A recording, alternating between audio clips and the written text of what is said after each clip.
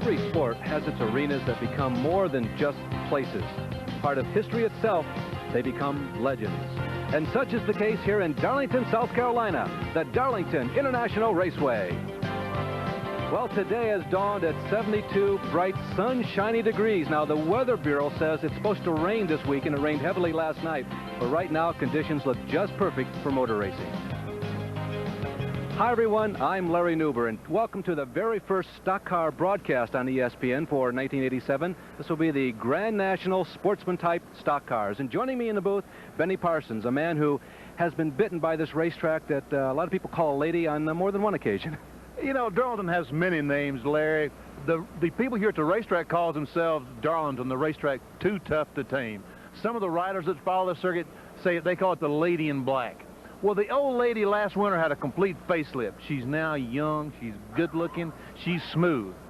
You know, my question is she really a young, good-looking lady, or is she the wicked old lady that's going to reach out and slap me when I make just the slightest mistake? Well, Benny, on another front, you know, casual race fans may not be aware that it looked like in this type of racing, the V8 engine was on the way out. This type of racing dominated by the V6, but yet we got a V8 on the pole. I thought that the V8s were dead. In Daytona, I said the V8s are gone. Jeff Bodine proved yesterday they're not dead. He absolutely did, Benny. And right now, standing by with that team that is sitting on the pole is one of our two pit reporters for today, Jerry Punch. Everyone says the V6 is the engine of the future. Of the 38 cars in today's starting field, 26 of those will carry the potent new V6 engine, 274 cubic inches that packs over 500 horsepower. The one driver who said he'd rather have a V8 is Jeff Bodine. Jeff, how about it? Yeah, I could use one right now. It's pretty warm in here, but it's really the only thing we have, Jerry. But this car, this engine has been real good to us. We won Daytona with it. The car's won Charlotte. It's won here before. The only problem, the V6s have a little more zip when they get slowed down. That traffic situations might play a big factor today. We don't know how this V8 is going to react, but it's running good. We're real proud of the Levi Garrett Exxon AC Spark Plug Chevrolet. Jeff, the V8s have to carry 100 extra pounds. Now that NASCAR has lifted the tire restriction, you'll be able to change 4 tires under yellow. Will that help you a little bit? You know, Jerry, we might go the whole way on one set of tires. These tires are pretty hard for this new asphalt. They're not wearing at all. If they feel good, we might go the whole way. The extra weight really doesn't play a factor in tire wear. In a long run, they get a little hotter, and that's when the weight hurts us. It could hurt us, but the way the car's handling and running, it might not. Well, this driver won the first ever Busch Grand National event here at Darlington in 1982. He'd like to be the first one to win on the new asphalt. Speaking of the new asphalt, let's go down to my colleague in turn one, Dick Berggren.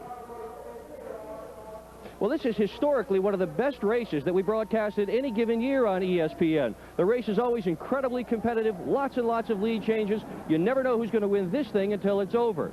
But because of the facelift this lady has undergone over the course of the winter, well, the pot's been kind of stirred up, and it's been stirred up particularly right here. The apron has been changed, and some of the drivers say if they hook their front wheels just to the inside of these white lines that were put here just last night so drivers could find them, that they can get a real shot through this corner. They can just fly through here. Other drivers say if they hook this thing just wrong, it'll send them right out toward the wall. Well, we're expecting a very competitive race, but we've just watched a parade of photographers heading in the direction of the first turn. They at least think there's going to be some action coming right out of this spot. I would think the action, Dick, is going to be coming off turn 2, because I think they've helped that problem down in turn 1. I've driven down in that corner, and I'm lower than I've ever been before, and I haven't hooked the left front tire. I haven't headed for the wall there, Newber. Easy for you to say. You've been a national champion. Today's race is being brought to you by Busch Beer, a beer with a taste as smooth as its name. By the heartbeat of America, today's Chevrolet. By Quaker State Motor Oil, new Quaker State with QSX keeps your engine cleaner to last longer. And by Mr. Goodwrench. No one knows your GM car better than Mr. Goodwrench. No one. We'll be back with the starting lineup of today's Grand National Sportsman Race. This division is always one of the best on ESPN.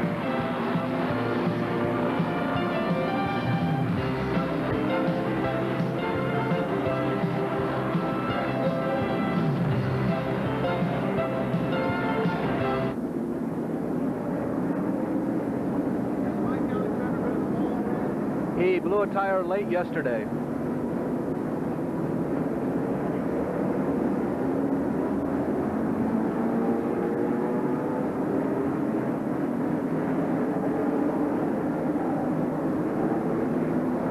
legendary Darlington International Raceway, the Busch Grand National Series race. They'll go 200 miles today. This is the 8th annual Country Squire Homes. There you can see the very front row. A couple of Winston Cup regulars up front again. There is Jeff Bodine on the inside and Dale Earnhardt on the outside. Several of them have made today's field. And here is the complete today's lineup. On the pole in car number 15 is Jeff Bodine. It's not a new track record. He is flanked by another Winston Cup regular, Dale Earnhardt in the GM Goodwrench Chevrolet. Row number 2, Darrell Waltrip, a very familiar name. This is a Chevrolet, and Jeff's brother Brett in the Thomas Brothers Country Ham Oldsmobile painted bright orange is in 4th. In row number 3, one of the Grand National regulars, Jimmy Hensley, driving a new car this year, owned by Sam Ard, and the defending champion on the outside, car number 21, Larry Pearson. In 7th and 8th position, car number 84, Mike Alexander on the inside. That's a Buick, one of the few in today's field. And on the outside, Donnie Allison in the Jersey Buick. In row number 5, Harry Gant. This is Ed Whitaker's race car, the one that's done so well. He's flanked by Dale Jarrett. In 11th and 12th position, Ed Barrier and Bobby Allison, the old veteran who's run this type of racing as well as a few Grand National races. In 13th and 14th, Rodney Combs in car number 67 and L.D. Ottinger in car number 2. In the 8th row, Kenny Burks in car 00 and Larry Pollard from the Pacific Northwest in car number 63. 17th and 18th position, Jack Ingram, many times champion of this type of racing, and Jimmy Horton from the Northeast. In 19th and 20th, Ken Bouchard, he'll drive number 10, and Ronnie Silver in car number 14. In 21st and 22nd position, two of the top-running regulars. They qualified well back in the field. Watch them, Tommy Houston and Brad T. In 23rd and 24th, Morgan Shepherd and Tommy Riggins. In the 13th row, Robbie Moroso and Robbie Dragon. In 14th, Reggie Ruggiero and Rick Mass, followed by Mark Martin, Bosco Lowe, Glenn Jarrett, Robert Ingram, Dave Mater III, Joe Harrison, Mike Skinner, John Linville, Joe Thurman, Elton Sawyer, and we've got a green flag, Benny. We sure have. Down in turn 1, Jeff Bodine gets the jump on Earnhardt. Benny, I thought the interesting thing in regards to speed this week was that Bodine actually qualified faster here for this Grand National race than he did in the Winston Cup car. And this V8 engine he has in this car, look at Earnhardt try to get on the inside of him coming off turn 4.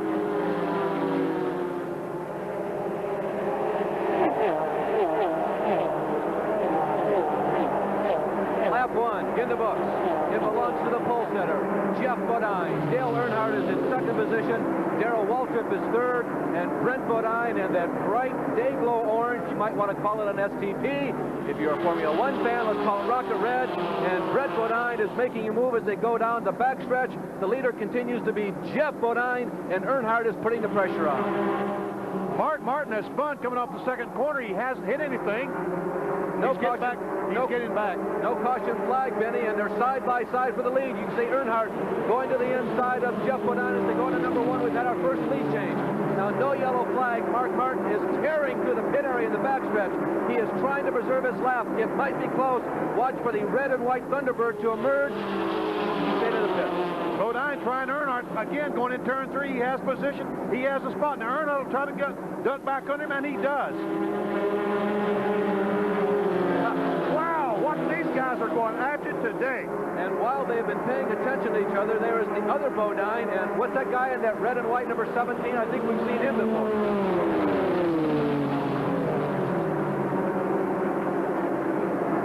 Benny, we've seen now a couple of laps under racing finally on this new racetrack. Hey, to me up here it looks the same. How about to you? Well, it looks better because these fellas are really making some daring moves. I call them daring moves out there, but it looks like the surface is good. There is Jeff Bodine. He's commented that this car has been very successful for them on the major racetracks. It's kind of the Lone Ranger out there. It's the only V8 powered machine among all the front runners which are powered by V6. We're getting word that Morgan Shepherd, you can see him rumbling down pit road now. This is a stop-and-go penalty. The reason was he jumped the start. Morgan Shepherd, who had trouble qualifying here on Friday, had to start well back in the field, be on 20th position, figured to be one of the contenders here. That's exactly what happened to Mark Martin as well. He was black flagged for jumping the start, and when he tried to go in the pits, he lost control as he dove down off the racetrack. Very interesting, Benny. All of us did not see that up here, but tough break for both of these guys. Martin is like third in point standing, so you know where his mind is for 1987. As we commented, Shepard expected to be in it for the win. Shepard, by the way, did not lose a lap, but he's about 3/4 of one down. Earnhardt and Bodine starting to put a little distance on third spot. Right now, third spot belongs to Brett Bodine, Jeff Bodine's younger brother. Benny, it's very obvious that when they were paying so much attention to each other, it gave Brett and Waltrip an opportunity to catch up. Now that they've settled down and Jeff's decided, well, I'll follow for a while, they're pulling away. Yes, they are. Today's race has about $100,000 up for grabs in purse. We will go 147 laps.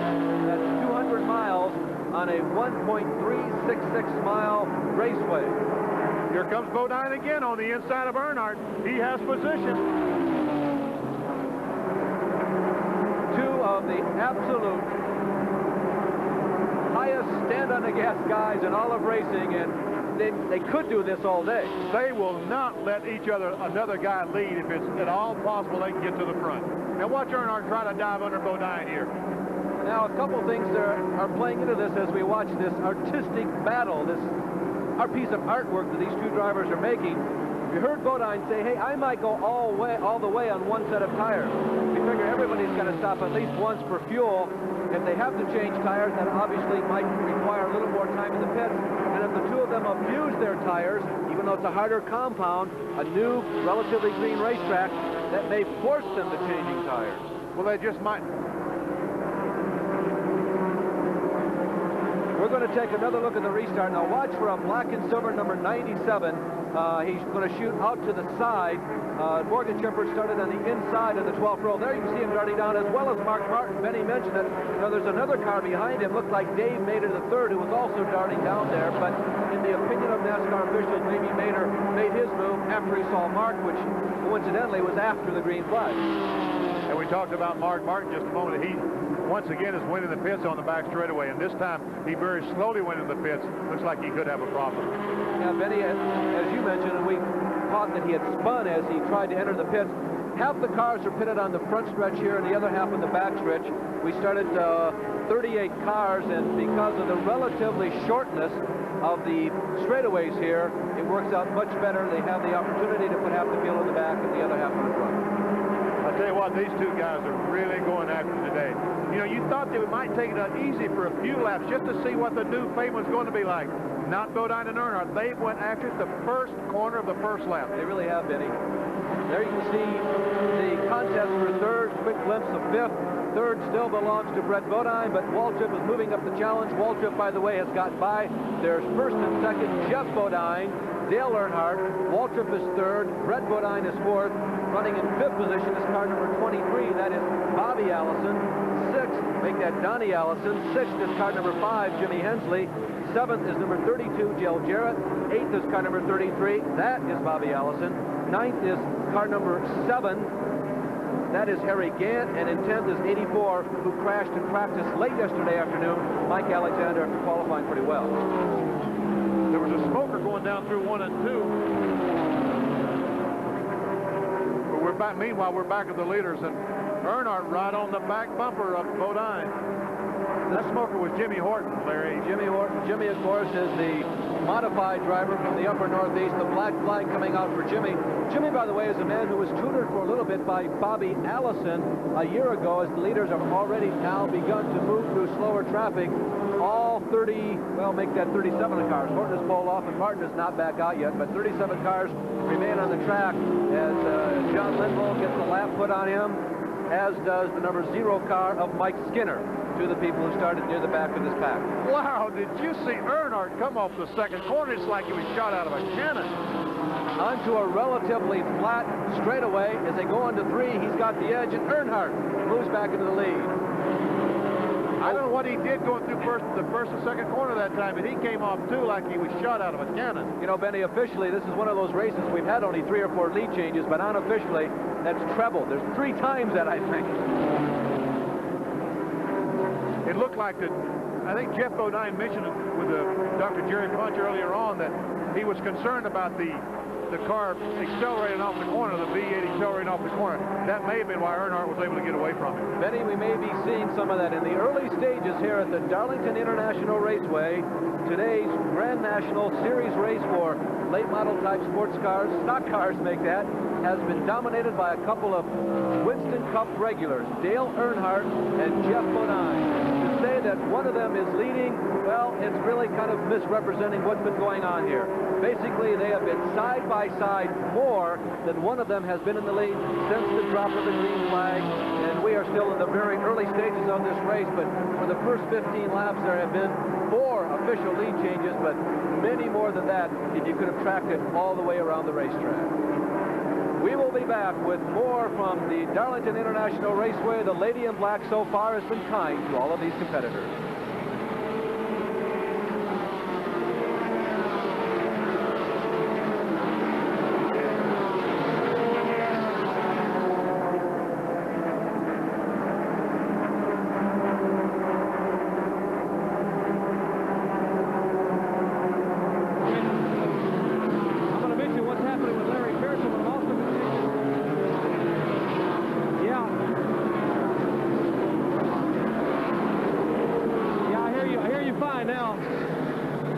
Yes, I can, Pete.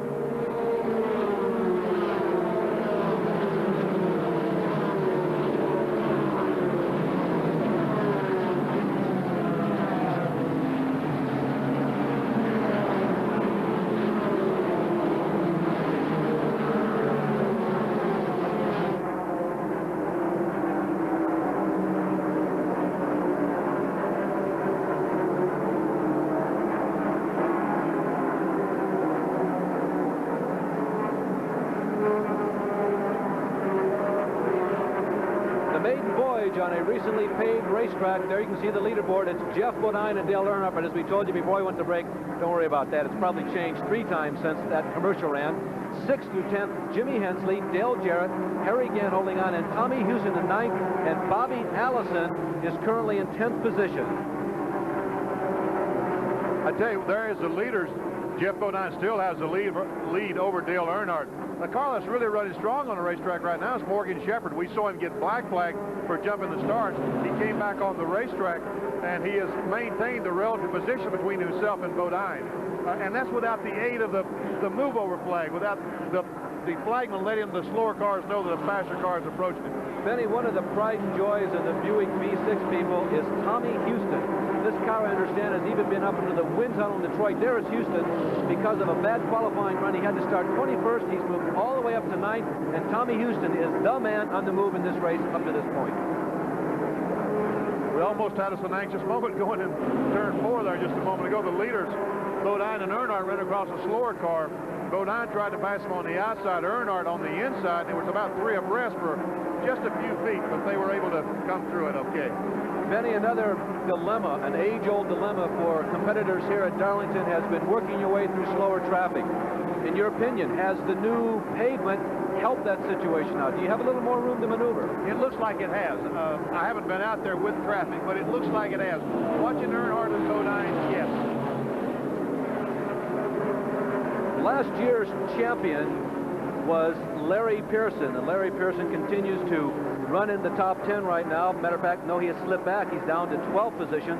Larry started this race in 6th position. Larry, of course, competes with a family team. His father, David, a legendary stalker, and Ricky Pearson has also been involved in the crew. And Jerry Punch, one of our pit reporters, down in that area right now. Jerry?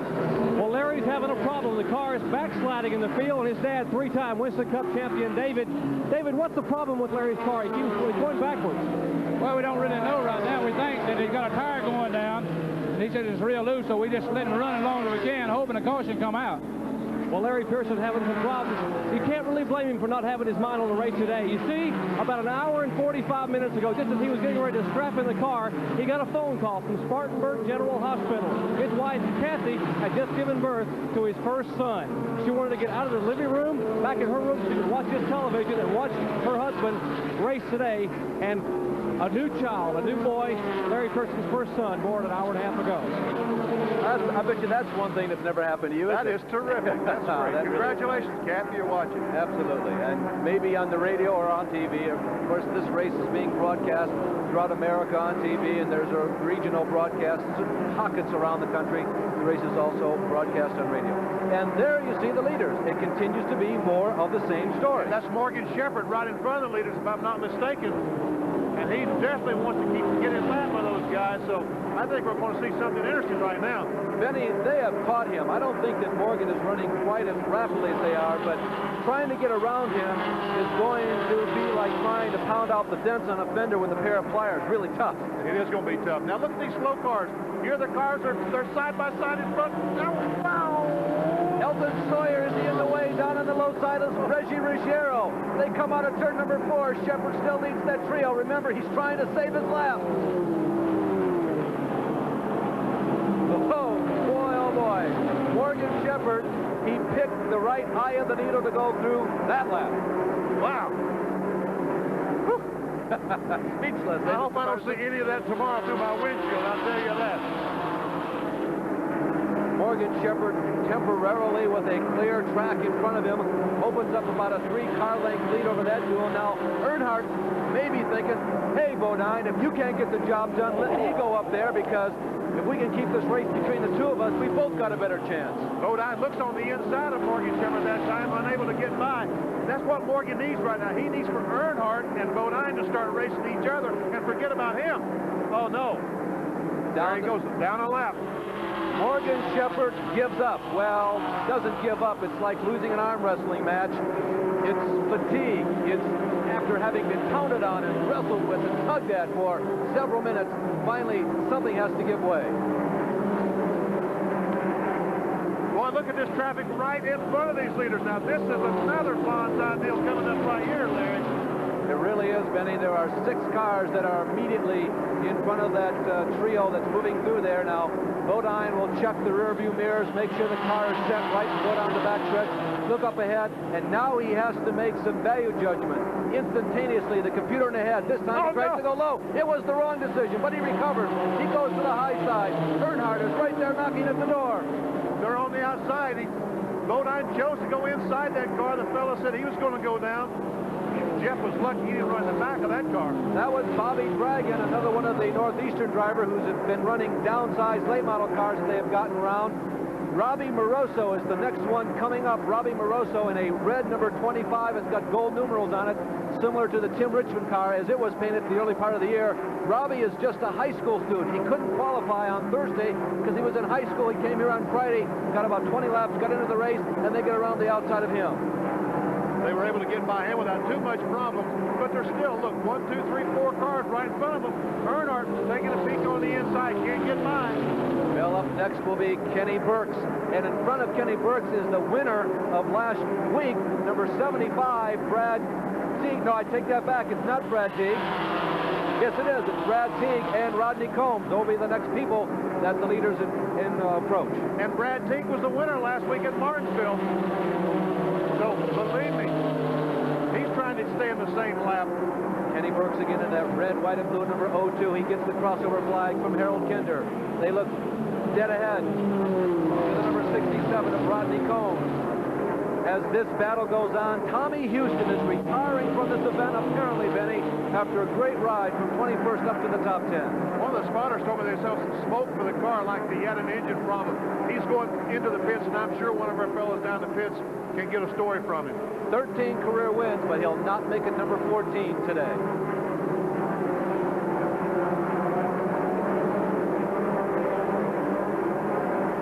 I tell you what, those guys getting through that traffic has been exciting. And Benny, they're picking up some pretty husky hitters too.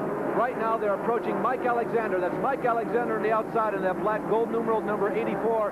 And now Teague, you can see that Bodine goes under Alexander and goes above Teague. Teague is in 16th position right now, so they are rapidly getting close to the top 10 as they continue to motor around. No, they're racing hard around this. And, you know, it would be great if we could take our cameras back to some of the other cars in the field, but this is just too exciting. We can't do that. I think Jerry Pudge has caught up with Tommy Houston down in the pits. Jerry? Well, Tommy Houston, one of the first contenders to have a problem here at Darlington. Tommy, what happened? Dick, something happened to the dry sump belt. It's slinging up an awful lot of rubber out there from the new pavement, and I imagine a piece of rubber got between the oil pump drive belt, and I was going down the backstretch, and I noticed that the oil pressure was all the way on zero, and the engine wasn't running quite up to par, so I'm afraid I've hurt something in the bottom end by not, switching it off sooner, but that's when I looked down at it, and that's when I seen it, so that's when I switched it off. I don't know. We're going to try to finish today again. A tough weekend for Tommy Houston. He broke a rocker arm when he went out to qualify the other day. He couldn't qualify on day one, had to come back and qualify back in the field on day two, and again, bad luck today for Tommy Houston. Jerry, he has had a long week, but that is the first indication that we have had that the new pavement is presenting anything other than a routine factor in today's race. But so far, it looks perfectly suitable for high-speed lapping of slower traffic.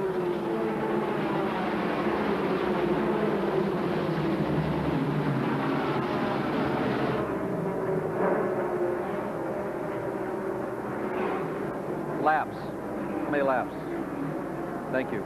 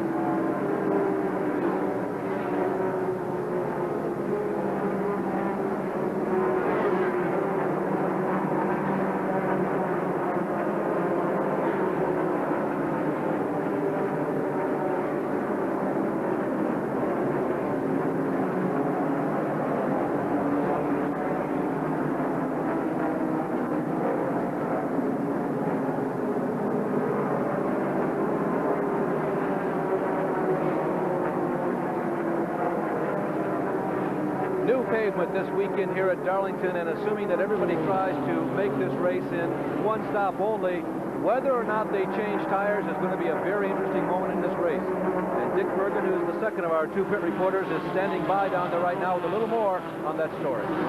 Well, you're right, Larry. Tires are always a big story in a race, but especially when there's a new track surface.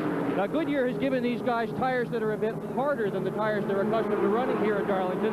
Just for that, the first guy that took any tires off his car was L.D. Ottinger. He took them off at lap 21, and they were just about brand new. You could still even see the parting light in them, essentially nowhere. I just took a look at Tommy Houston's tires with almost 40 laps. His tires look great. I don't anticipate tire problems as such, but some of the competitors say new tires are going to make them run faster. Jack Ingram this morning complained, however, that it seemed to him as if the longer he ran his tires, the faster he went, and he thought maybe he'd try to go all the way on one set. Two of the normally top contenders in this type of racing are now side by side, fender to fender, bumper to bumper, all the way around. That bright orange car that's really hard to see is Brett Bodine, and the number 32 car is Dale Jarrett. And that car right in front of him is Larry Pollard, the Canadian, and he is a regular on this Grand National circuit. Looks like Larry's running pretty well today. Brett and Dale are in it for 6th and 7th. Larry Pollard is 1 lap down. I'm sorry, I didn't know Larry was already a lap down, but looks like he's running as well as those other cars. Yeah, it really does. Sometimes, Benny, like happened to you at Atlanta, the longer you run, your car gets better. That's right. There, Brett Bodine goes by Larry on the outside, and this is going to give him a little bit of breathing room on Dale Jarrett, because Dale was not able to get by right on the back bumper of Bodine, but Bodine runs into Mike Alexander coming off the corner, so his advantage goes away. Dale Jarrett right back on his bumper again. I'm really surprised to see them putting a lap on Alexander. He's normally a front runner. He's done extremely well in the downsized late model type cars, and he just has had a tough weekend. He crashed late yesterday afternoon after qualifying up into, let's see, he was way up in like 7th position is where it was. And they spent most of the night thrashing and pounding on that car trying to get it repaired, and apparently they did not hit just on that perfect combination. Looks like some of the cars are getting loose out there. And, you know, the thing is, the Winston Cup drivers, the fellows who have run here many, many times, oh, there's a spin. Larry Pearson spinning over in turn 3. Larry going down to the apron. It's all pavement now. Used to be a lot of grass down there in the bottom. You can go a significant amount of way before you get to the grass. As you can see, the pavement really scuffs off a lot of speed. Caution flag is waving. We see some damage on the nose of the car. Larry gets the car going back the right direction, takes off, trying to save a lap, but he now is a lap down. And nobody was in a position where they could save a lap or in jeopardy of losing a lap, looking for the leaders to come around. There you can see the slight damage that Benny was mentioning. Here's a replay of what happened to Larry. Looks like it just got away from him. Little damage to the underpart when the car came down off the banking. And that's just the paint job. I thought there was damage to the hood of the car, but there isn't. You're right. That's just the paint job. Larry Pearson, the defending champion on lap 42. Now that font means that the yellow flag came out on lap 42. We're actually racing, I believe, on lap 44 now. 43 laps have been completed, but those of you who like to keep score at home, our first caution flag today was on lap 42. The leader, Jeff Bodine, is in. They're looking at the right side tires. They're looking at the left side. The car is jacked up. So far, no tire changes. Splashing in the fuel that they need to go the rest of the race. There's some confusion back on Earnhardt's car. They're looking at the tires, and now they're finally bringing the jack along. Darrell Waltrip goes by, leaves Earnhardt sitting on the jack. Earnhardt is still in the pits. They have decided to change the tires. Well, Brett Bodine is in, L.D. Oettinger is in, the number 5 car, Jimmy Hensley is pitted, Larry Pollard is in pits. Tremendous amount of smoke out of Brett Bodine's car. Dick Bergman has been right down there watching these pit stops. Dick, what'd you see? Well, what I saw, Larry, was that Dale Earnhardt's team indeed did have some indecision down here, and there may be a good reason for it. This team is accustomed to having his Winston Cup crew service this automobile. The only man I see here from the Winston Cup team is his crew chief, Kirk Shelmerdine. Interestingly enough, they are preparing to bring Earnhardt back in again, so this is a crew that does not ordinarily work back together. Now pit road, Jerry Punch. Well, here's the reason for the caution flag. 33-year-old Larry Pearson in the Chattanooga 2 Chevrolet had spun the car on the racetrack. And Pearson, of course, you heard us talk to David a little bit ago, talking about they might have had a tire going down. Well, indeed they did. The tire went completely down on the car. They've spun the car and been able to bring it back in. Looks to be very minimal damage. There's Ricky Pearson, Larry's younger brother, coming around to the left front tire. They will change all 4 tires. Again, the NASCAR rule has been removed here. You can change 4 tires under yellow, and that indeed is a break for Larry Pearson. Well, as Jerry mentioned, that car right there, the Chattanooga 2 machine, is the reason that the yellow flag was brought out. Benny, there he is again.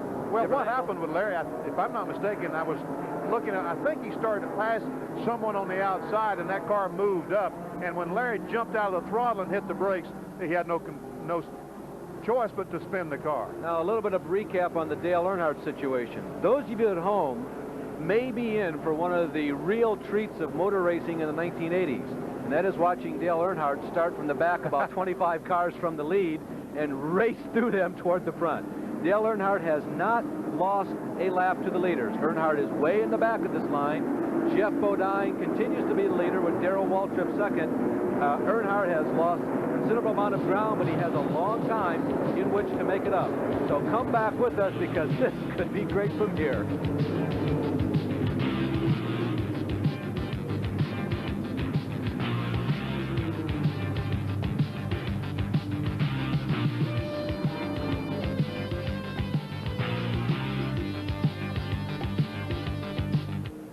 The situation on Earnhardt. He is in 4th and he's not a lap down. How did that happen? I'll be darned. Who? He says Earnhardt is still in 4th. Oh, yeah, he's still in the lead lap, but... No, he's 4th on line. Yeah.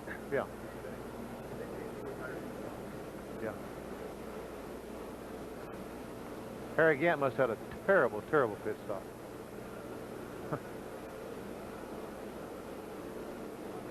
Hey, Dick, can I talk to Bergman? Okay.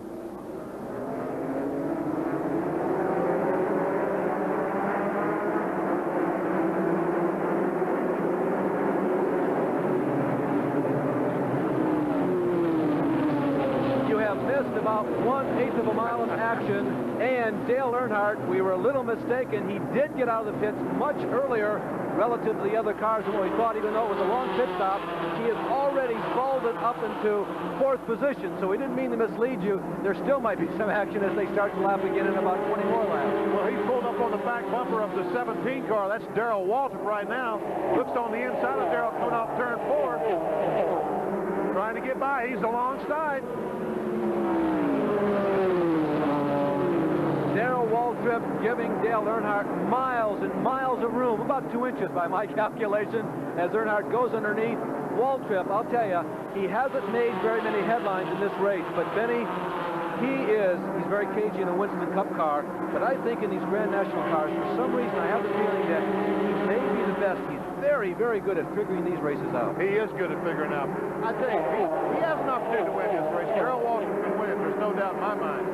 There have been many races like this where Waltrip has raced around for about an hour and a half, and he was in the top 5, but he was never a contender.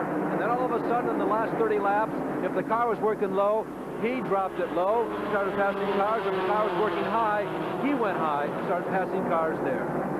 The key thing right now is the new tires or the old tires better? And that's the question that everyone has. There you can see a brief summary on the recent round of pit stops. 3 leaders, Jeff Bodine, Earnhardt, and Waltrip all came in on lap 43. Jeff was in 1st, Earnhardt was in 4th, and Darrell Waltrip, they come out in 2nd position. That's the way they came out of the pits after the pit stop. Remember that Earnhardt was in 2nd when he went in. Jerry Punch, how do you see that? Well, Larry Pearson made the stop, and he spun under and produced the caution, and this is the reason for the spin. This is the right rear tire off the Pearson Chevrolet, and you can see the tire was cut. No defect at all in the Goodyear Eagle, but he ran over something on the racetrack and cut a big divot in the tire right here. The tire began to leak down, the car got loose, and Pearson eventually spun and produced the caution flag. Okay, the leader continues to be Jeff. Benny? Look at Waltrip. Where did Waltrip found some new found strength? He's right on the back bumper of Earnhardt. You mentioned a moment ago, he's sharp. Well, he must have made an adjustment on his car, because right now he can run with Bodine and Earnhardt, it looks like. The other thing about Darrell Waltrip in a Grand National Sportsman type stock car race, my experience in observing him is that if he is able to lead at the midpoint of the race, you really better look out. There's Bodine coming back to them. I don't know if Waltrip changed tires or not. Maybe one of our pit reporters can find out from Eddie Jones, his crew chief. And look, Waltrip on the inside of Earnhardt. That's the first significant move that we have seen from Darrell Waltrip today. And Darrell Waltrip, who was passed by Earnhardt in turn number 1, the opposite end of the racetrack, about 4 laps to go, now does his own passing down at number 3. Dick? Thank you. Well, we're watching Darrell Waltrip here this afternoon, and he is absolutely flying in an automobile that they affectionately call Virginia. Now, Virginia's one of the oldest cars on the circuit, and they just dug it out of mothballs a few years ago, put it back together again, and last year it had a V8 in it. Well, they wanted to see what they would do with a V6, so they stuck a V6 in, but it really wouldn't fit in with the bodywork. They took a torch, they cut a hole in the hood for the air cleaner, took it down to Daytona, and decided that the thing indeed did fly with a V6. So they respun it, they put a whole new body on it, but that's still, that number 17 is one of the oldest cars racing in stock car competition today. Dick Berger, you're just too excited, because I got so interested in what you were saying, I missed. How did Earnhardt get back by Waltrip? He passed him. No, they've just been running together, and Dale seems to have a race car that will go anywhere on the track, and if the guy in front of him, Benny, makes just the slightest, it's not a mistake, it's a miscalculation, Dale's got just enough to get back around. Well, a quick recap of the top 10. The standings have been scrambled a bit. There is Brett Bodine. He's running in 5th right now. Harry Gann is 6th. 4th is number 33, Bobby Allison. Top 3 we've showed you. Jeff Bodine, Dale Earnhardt, and Darrell Waltrip. 4th again is Bobby Allison. 5th is that man right there, Brett Bodine. 6th is number 7, Harry Gann. 7th is car number 11, Jack Ingram, has moved all the way up from about 25th starting position. Number 23, Donnie Allison is 8th. Car number 5, Jimmy Hensley, is 9th, and running in 12th position is the number 12 machine of Ed Berrier, a graduate of the Darlington Dash Cars, and Harry Gann is looking like he'd like to kick up the deal. He looked on the inside of Bodine, was unable to get by down in turn 1. He He's able to keep the car on the bottom of the racetrack as he exits turn 2, looking pretty good. Boy, Benny, if anybody could use a win, it would be Harry again. I mean, you're a nice guy, but Harry really needs one right now. He does need a win. You know, race fans may have watched the race in Atlanta just a couple of weeks ago and saw the terrible crash that Harry again had, and he bit his tongue almost in two. I asked him yesterday how his tongue was. He said it's not his tongue, it's the problem. He broke a rib, and he really has a problem getting through turn 4. You know, Jerry Punch and Harry Gant is making move. Harry Gant goes to the inside of Brett Bodine. Harry Gant on the low side in the Ed Whitaker number 7. Brett Bodine in the number 00 Thomas Brothers Hand Machine on the outside. A car repainted because the car owner's wife had an eye operation a year ago, and she said, I can't see that car on the big tracks. And they said, I bet you can see this. And Harry Gant gets the position. And up front, now it's Earnhardt coming back. He's got back for the lead. This is for the lead. Darrell trying to get on the inside of Bodine as well. Whoa, it was close as they come off the second corner. You know, Benny, you're all race drivers, but as a not professional race driver, in a situation like this, why isn't somebody holding back and kind of watching what's going on? I don't know. They want to race. They're racing today. Eddie Jones is crew chiefing on Darrell Waltrip's Grand National car, and Jerry Punch is there. Well, they made an adjustment during that caution flag pit stop, and Eddie, you've really got Darrell dialed in. What happened? What'd you do? Well, the car's been a little loose. We changed the stagger just a little. It wasn't enough for a major stance adjustment too early in the race for that. The track keeps changing, so it might come back to where we were at, so we didn't want to do anything too major. That's Eddie Jones, the crew chief for Darrell Waltrip. They have the car hooked up, and Waltrip making his move toward the front. It looks to me like that changing tires was the thing to do, because Bodine did not change tires. He had a lead just a moment ago. Earnhardt has caught him. Darrell Waltrip, Eddie Jones said change tires. He also is in the race. It looks like the next time a caution flag comes out, Jeff Bodine probably ought to change tires. Good point, Benny. We're not even halfway through yet, and I'll tell you, the man who is Mr. Speed right now, I think, is Harry Gant. But meanwhile, Dick Bergman's got another observation down in the pits. Dick? And my observation is you guys are right on with respect to Bodine's tires. They are looking at the tire sheets right now that they use to set up and practice with this car and try to decide what they're going to do. Tires, a key story in the race already.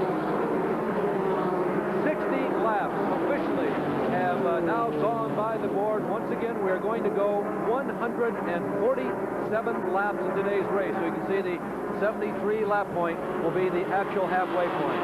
So far, that man right there in the white, yellow, and brown trim Levi Garrett car has dominated this race along with Earnhardt.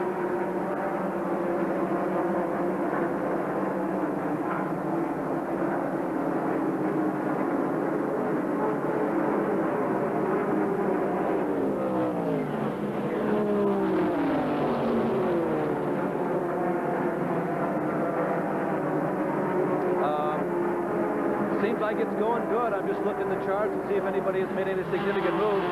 I think I'd like to see Ed Barrier in that black and yellow number 12. It's reasonably unusual for him to be running in the top 10, and he's turning in a pretty good race. All right. Okay. Just to put in your list there, your wish list, Neil. Ed Barrier, number 12. The number 10 car, Kenny Bouchard, is running 11th.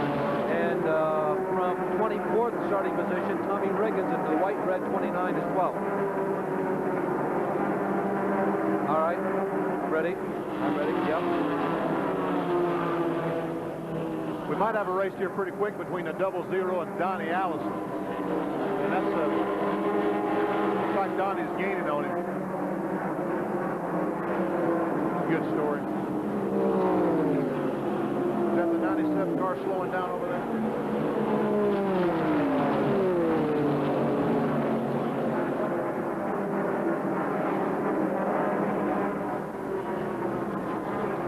Did? What? All right. Listen, we got a report that Jeff Bodine did change tires on his pit stop, right side. See if you can have one of the pit guys confirm that or not. Yes. All right. I got it. Thank you. All right.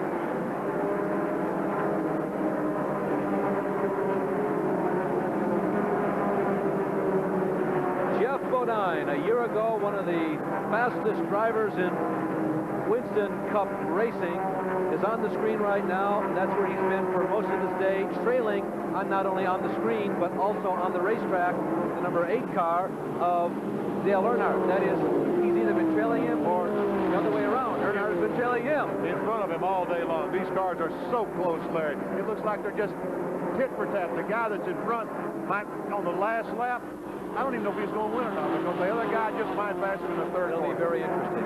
Well, so far, we mentioned this racetrack, which has a reputation for being tough on equipment, has been reasonably kind. The leader up to this point is Dale Earnhardt with 62 laps completed. The margin was only a half a second, but it might as well be a half an inch. The average speed was 138 miles per hour, slowed somewhat because of a caution flag. The man who had led the most laps was Jeff Bodine. The only one caution flag we mentioned was when Larry Pearson spun. That was back on lap 44. The caution flag lasted only 3 laps. Only 2 cars have dropped out. 2 strong runners, unfortunately. Mark Martin, originally from Arkansas, and Tommy Houston, one of the Southern guys. And we also have a late report that number 24, Glenn Jarrett, the son of legendary Ned Jarrett, one of 2 Jarrett brothers in today's race, has also dropped by the wayside. I tell you what, these 3 leaders are right back together. Right back together. Earnhardt, that's the Jeff Bodine. The yellow and white car is Jeff Bodine, and the red and white car right behind Darrell Waltrip. One of the 2 Linville brothers, John Linville, driving a car number 62, the Lemon Auto Parts Pontiac. A report now coming in that he has slowed down. There you see him creeping back to his pit area, back on the backstretch. It looks like there is no power underneath the hood of that machine. So John Linville, who was running in the back of the pack, looks like he's been eliminated too. Bodine taking a look on the inside of Earnhardt, unable to get by. As we watch this trio of leaders, they are 3 of 13, and now Waltrip looks to the inside of Bodine. They are 3 of 13 cars on the lead lap. Harry Gant in car number 7 is 4th.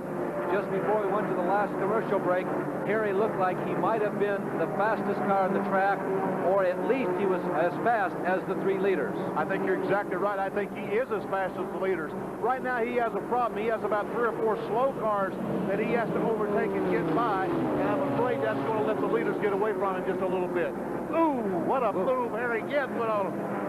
Yeah, he really did, Benny. And I'll tell you, traffic is so heavy. We're still well above 30 cars into this race, and there's such a distance to go. And it's going so smooth, I don't think it's a typical Darlington that you can plan on 1 or 2 more yellow flags coming up. I don't think you can take the risk that that'll happen. You've got to charge every lap. Harry Gant ran on the outside that time. Good-looking move on the outside. There we see the leaders again. That's Dale Earnhardt, the black car in front. Jeff Bodine, 2nd. Darrell Waltrip, 3rd. Waltrip is really getting off that 2nd corner. Bodine moved down that time, blocked his exit off the corner. He was unable to get alongside of him. But another driver that has at least pulled slowly down pit row and headed for behind the cement wall at this juncture of the race is Larry Pollard in the Hensley car. This is the first time in about 30 years that Hubert Hensley has had somebody other than a Hensley family member behind the car as Larry Pollard coasts slowly and quietly down pit road. Jerry punches on him, but he wants to talk about Harry Gant. Jerry? Well, we mentioned the fact that Harry Gant had an injury 2 weeks ago in Atlanta. He had a violent crash in the wall in turn 2 and an engine blew in Alec Kowicki's car, and Harry had nowhere to go. Harry had a laceration across his tongue. He also broke a couple of 3 ribs on the right side. He came here on Thursday to try to qualify his Winston Cup car and couldn't even sit in the seat. What happened? Well, Bob Markham from the University of South Carolina, who takes care of the Gamecock football program down there, built a plastic ring that fit around Harry's waist. In that ring was an air bubble over the area where the ribs are broken, so Harry's ribs will be able to give back and forth in the race car and not hurt. Over that ring, they put a flak jacket like many of the NFL quarterbacks wear. So Harry was able to climb in the race car and do okay here at Darlington. He says he's still a little bit sore, but at least he can breathe and withstand the punishment here at Darlington. Let's go further down pit road to my colleague, Dick Berggren. Well, Jerry, I'm with Larry Pollard, who's just pulled behind pit wall. What happened, Larry? I guess we broke a gear or a transmission there. We had a little bit of a good run going. We're just kind of hanging in there waiting for the end, but it just all of a sudden broke down the front stretch, so I guess it'll put us out of it for today.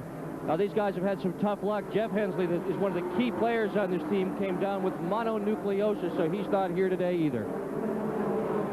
Well, up front, still more chicanery. Dale Earnhardt has 10 career wins in this type of racing. Bodine has 4, and Darrell Waltrip has 11. But I don't think that that means anything. The halfway point is signaled. And by the way, I've had a watch on Harry Gant and the leaders for the last 3 laps. Now, basically, they've had a clear racetrack. Listen to the differential, Benny, the last 3 laps before Harry Gant from the leaders. 3 laps ago, 4 seconds. 2 laps ago, 3.78 seconds. This lap, 3.66, so he's chipping away. He's coming, and he has time. He still has 100 miles. He can certainly do it, and Earnhardt right now looks like he's a little bit off the pace. The halfway point, 150 mile per hour action. There is Earnhardt leading Jeff Bodine. Are these cars fast? You betcha. We told you that Jeff Bodine qualified this Grand National car quicker than his Winston Cup car for tomorrow's race, which also will be seen here on ESPN. The 3 of them have been up front all day long, although Waltrip is a bit of a Johnny-come-lately. He spent the first 30 or 35 laps sorting out his machine. But Earnhardt and Bodine have dominated this race. Look, Bodine on the inside of Earnhardt. He takes a look down the front straightaway. I think he's got position. Jeff Bodine once again takes over the lead, but it was an official lead change, Benny. They're side by side. Wow. Look, all we need is for Darrell Waltrip to pass him on the inside. Benny, Waltrip is waiting. I'll tell you, I feel very strong about that. Waltrip is holding. What's going to happen now? You can't do that, guys. You can't go in that corner side by side. Look at Waltrip holding back. There's no question in my mind that Waltrip alone could run faster than the 2 of them side by side, and he held back and said, you guys go race, I'll watch. I tell you what an exciting pass that was. And you know, if they do that one more time, there's going to be another player, Harry Gant. And look, Earnhardt trying Bodine on the inside. Harry Gant visually is about 2 seconds back now. This time Bodine's got the edge, or rather Earnhardt's got the edge to get them straight, but no, it's Bodine. Let's see what happens now. Bodine backs off a little bit and lets Earnhardt in front. Benny, they are about 10 car lengths from a large block of cars they're going to lap. They're moving up on Rick Mast, and Harry Gant is going to get his chance. Here's the first pass a lap ago, Benny. Look at this. You just can't do that. You can't go in that corner side by side like these fellas did. Dick Bergman is down in the pits with another report. Dick? Yeah, I'm with Kirk Shelmerdine, who is crew chief for Dale Earnhardt. Kirk, you've been watching this race. How do you feel emotionally when you watch this kind of close competition? Well, we're just watching to see what happens. You seem awful calm. What's your driver telling you about the performance of the car? Chad's a little too tight right now, Dick. We're going to have to loosen him up here a little bit to get a chance. So as good as Earnhardt is going, the next time he comes in, he'll be going better when he goes out. Well, you've heard in a poll in a China shop, we've got a car that's got a flat right tire apparently somewhere. That's Bobby Dragon. It appears as though he may have touched the outside retaining wall. The leaders had just blasted through a pack of cars that Bobby was a part of. Jimmy Hensley has pulled into the pits as Bobby Dragon comes to a stop on the outside of turn number 2. Here's a replay. See if we can pick up what happened to Bobby. We don't see him in the shot yet. Well, there he is on the left side of the screen, Benny. It looked like it was just the old Darlington stripe. That wall kind of jumps out at you when you come off at number 4. I really don't know what happened. I didn't see if he hit the wall or just something happened to the right front tire, but he stopped the car up against the outside retaining wall coming off the second corner. Well, one of 15 Buicks that entered today's race. We're going to go back and look at this one more time, Benny. You know, traditionally, there's been a bump in number 4, which all of you used to anticipate. Well, there used to be a bump there, but it isn't there anymore. And, you know, it really can confuse you because you used to use that bump to set yourself for the straightaway. Now the bump isn't there, and you really don't know what to do when you come off the corner. And maybe Dragon just did touch the wall coming off. Again, as a service for those of you at home who have called or written to us, told us, hey, I like to keep score. Lap 80 was caution flag number 2. Remember, the first one was back on lap number 44. Pit stops. Here come the leaders. Jerry Punch is in Darrell Waltrip's pit. Darrell Waltrip brings the Chevrolet to a halt, and Eddie Jones and the crew will go to the left side of the car and change left side tires. And we talked to Eddie a little bit ago. They made only a 2-tire change, a right side tire change after the first caution. Now they get fresh left side rubber, and will drop the car off the deck. A little bit of trouble in the left rear, and Waltrip is down and away. Pretty good pit stop. Well, all the leaders are in Jeff Bodine's car, incidentally. There you see it on the screen. They're getting new rubber all the way around. Dale Earnhardt is another of the leaders that is in. You can see a 4-tire change going on in that pit too. Exiting the pits right now is Jeff Bodine. I don't know where the other two leaders are right now. I can't tell if he's going to be ahead of Earnhardt, that's for sure. Earnhardt is going out. But Darrell Waltrip was the first of the leaders that came out, so Darrell Waltrip is going to inherit the lead, so to speak. I think Donnie Allison's going to be the leader when this thing gets all unshuffled. Well, you're right, Benny. It is going to be Donnie Allison. We'll see how long he can stay there. We are under caution flag, just the second one of the day. We're a little bit past the halfway point, and this caution flag is really going to, as they say, reshuffle that exciting deck.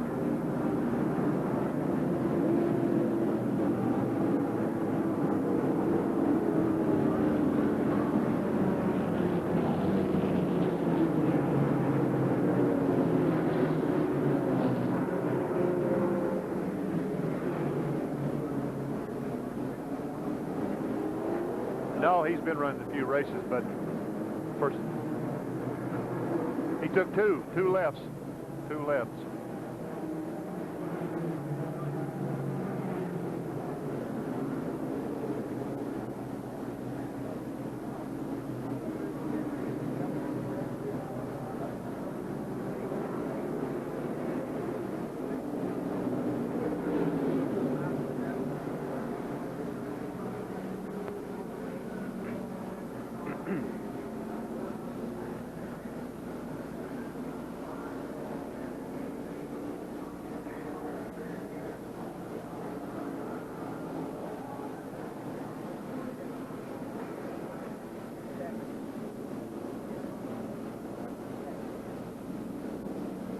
It's not coming back to me, right? Coming back to the track.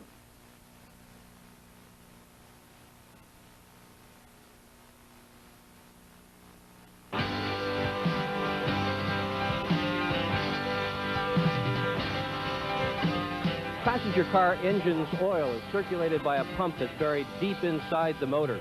All professional race cars, however, use an externally mounted oil pump like this one. And these pumps have a lot of neat features to them, one of which is the oil pressure can actually be adjusted outside the engine. But they also have some liabilities, the most serious of which is if this belt breaks, that's the end of oil pressure, and that's the end of the race. You know, Tommy Houston mentioned earlier on that his sump belt, his oil pump belt, was gone. That's exactly the belt that Dick Bergen was talking about and pointed to right there. Absolutely. Well, all the leaders came in again during this yellow flag period. The last time we've only had two pit stops, or two yellow flags. They all came in the other time too. You can see Bodine, Earnhardt, and Waltrip, and they came out. Waltrip in second position, Jeff Bodine in fourth, and Dale Earnhardt, or rather Dale Earnhardt, I said that two times now, Dale Earnhardt has a bad pit stop and ends up in seventh position after this crash. But Donnie Allison, for the first time today, is being scored as leader of today's race.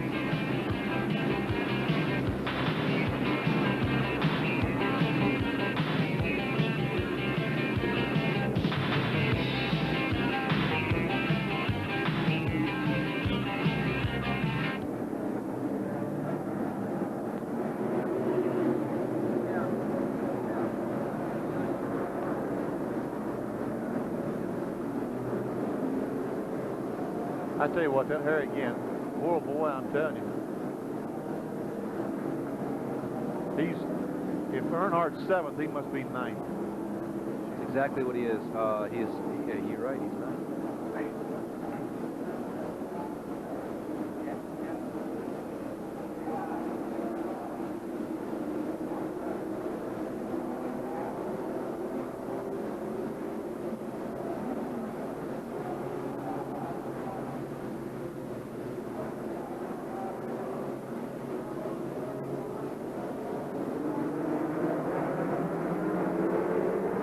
Well, you came back from the refrigerator or wherever you were just in time. It's green flag. We start lap number 86.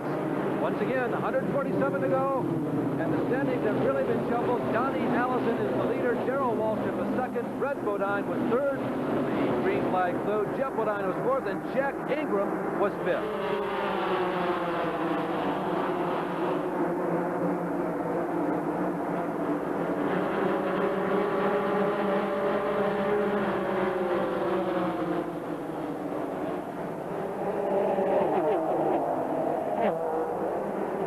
That's Mr. Waltrip taking a look to the inside, and here comes Bodine. Wow, where was he as they went through turns 3 and 4?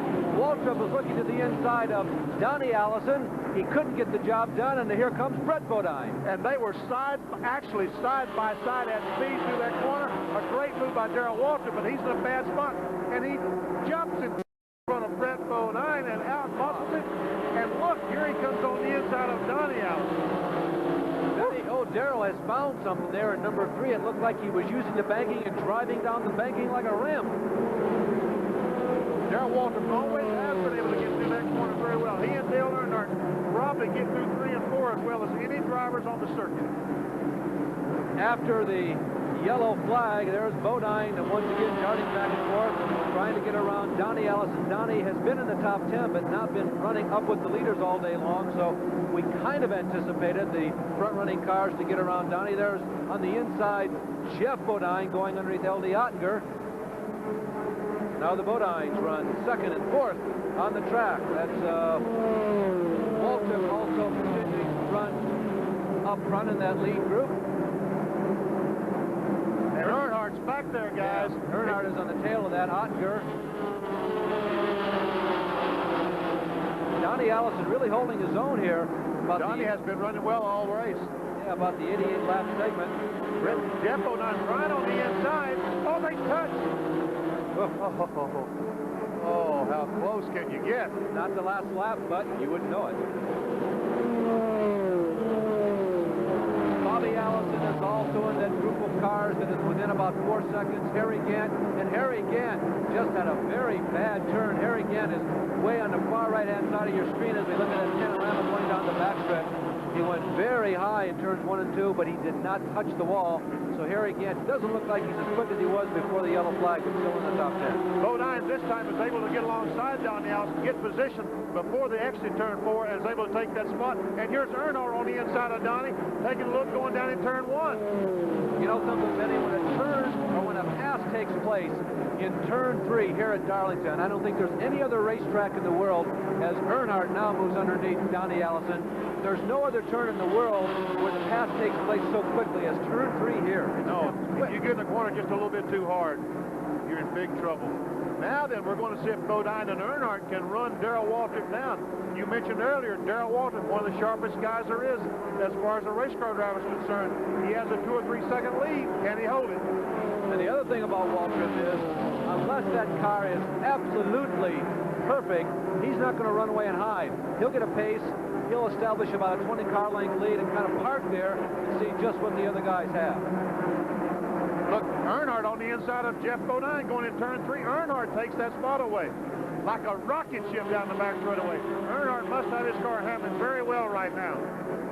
The wild card in my mind up there is that orange car right there, bottom of your screen, Brett Bodine. He really hasn't displayed the ability to be at the vanguard, the absolute point of this race up till now. Now, he's not leading the race, but he's really holding his own. So far, only Waltrip has been able to get around him. While we were watching this race just a moment ago, Dale Jarrett made some contact with the outside retaining wall, had to come in the pit, spend 2 laps straightening out the sheet metal, but he's now back on the racetrack. Dick Berggren is down in his pit. Dick?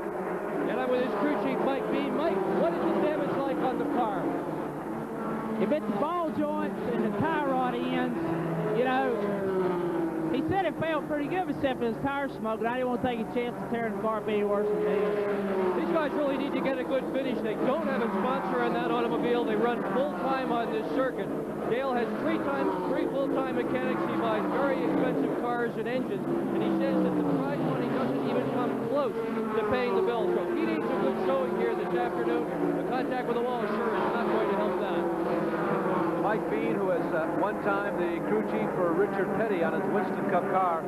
Benny, talking about Winston Cup drivers, your fellow competitors, when they race this series, they're very dominant. Particularly the 3 drivers, Waltrip, Earnhardt, and Jeff Bodine. They won 3/4 of the races that they participated in collectively as a group last year. Whenever they dipped down, into this Grand National Busch Series, they really showed their stuff. Well, they do, particularly when you come to a racetrack like this, because experience means so much on the super speedways. Driving these cars at 170, 180 miles per hour, you just have to do it time after time after time before you get as proficient as some of these fellows are. We got a comment from the pits about that. Well, Brett Bodine is one of the few drivers. In fact, he's the only Busch Grand National regular driver ever to win on a super speedway since the Busch Series began, with the exception of Jack Ingram, who won here, but Ingram had relief help from Harry Gant. And that says a lot, because the super speedways have really been the domain of the Winston Cup regulars, the likes of Earnhardt, Walter, and Jeff Bodine. But Brett Bodine won a couple of years ago at Rockingham, and he finished third last year in both of the Busch Grand National races here. He is an up-and-coming young superstar. In fact, he's up-and-coming. He'll be in the Winston Cup circuit next week at Wilkesboro. As a matter of fact, next week, Brett will be driving a car fielded by Cale Yarborough, and they have already been under the existing North Wilkesboro track record in that machine in testing. Well, I'm sure that he's going to be one of the top drivers in the country before too long in this type of car. Well, it's heating up again up front. They are bumper to bumper. They are approaching slower traffic, and Earnhardt looks slow, but that's not going to be the lane because they're lapping. Can he make it 3 abreast? No, this is Darlington. You got to go 2 abreast at the most. At the very most. Uh-oh. Uh-oh, this is going to be close. Joe Henry Thurman went in the corner a little bit too strong. Came up the hill. Now here Earnhardt's on the inside of Walter. Walter comes down, chops him off. Approaching Rick Mast, one of the regulars. He'll move over. They'll get by him without any problem. And Bodine is called back up. Brett Bodine, as the two of them are looking at each other's door handles one more time. Boy, the competition has been so keen, you haven't even had a chance to think about V8 versus V6, but remember, there's only one V8 in the mix. It is Jeff Bodine. He is right now in 4th position, and he has moved up a little bit, and Earnhardt's going to move. Oh, no! Darrell Waltrip goes to 3rd spot. He runs in behind Elton Sawyer and goes all the way to 3rd. Elton Sawyer, one of the younger drivers, moving up to the Busch Grand National Series, trying to hold his own, and Darrell Waltrip made the wrong call. Wow. Darrell chose to go. Here we see it again. Darrell chooses to go on the outside. Elton moves up.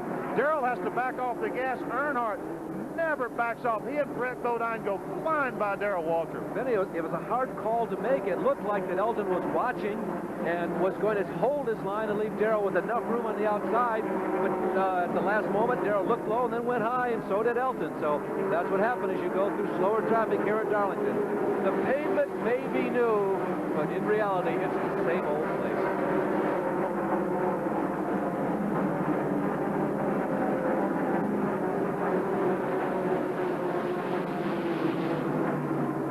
Can I tell you, is the mics open?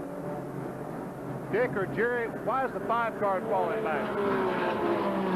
I believe they lost a cylinder. Let me ask Benny, they lost a cylinder the last 2 weeks in a row. They lost one at Hickory. They lost one last week at Martinsville.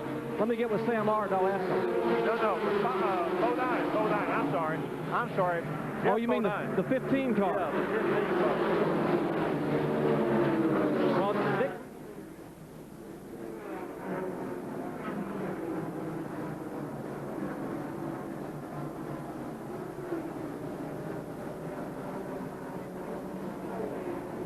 Here the 17's going. 17. Whoa.